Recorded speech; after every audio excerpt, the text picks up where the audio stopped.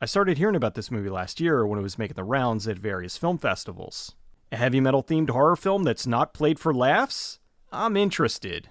This was from Sean Byrne, the director of The Loved Ones, a really good horror film from 2009. When I discovered that, I was even more excited about the film. The Devil's Candy is a movie about a family that moves into a new house. The house is super cheap because there was a recent murder-suicide in it. The father, an artist, starts to hear voices and is compelled to paint a mural filled with satanic imagery. Ray, the unhinged son of the family who used to live in the house, is a major creep and has something that keeps bringing him back. Overall, I enjoyed the film. I like the dynamic between Jesse and his metalhead-in-training daughter Zoe. Roy was a beast, and it was easy to hate the character.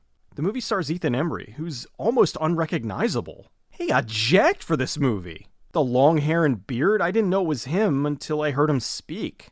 I love the music in the film. Metallica, Slayer, and Pantera all added a major punch to the film.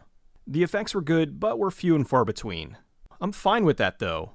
I'd rather have fewer effects done well than lots of effects done poorly. It's not tremendously gory, but when bad things start happening, it does get brutal.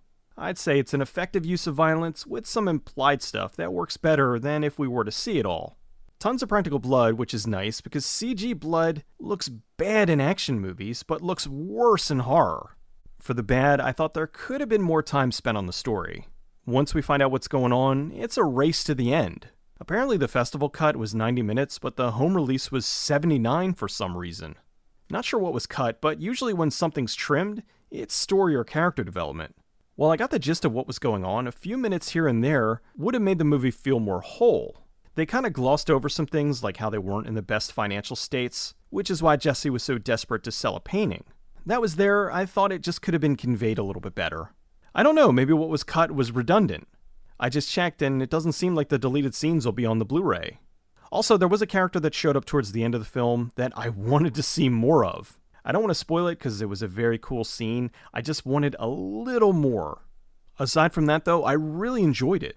It was a nasty little horror film with a cool soundtrack and some vicious kills. The Devil's Candy was worth the wait.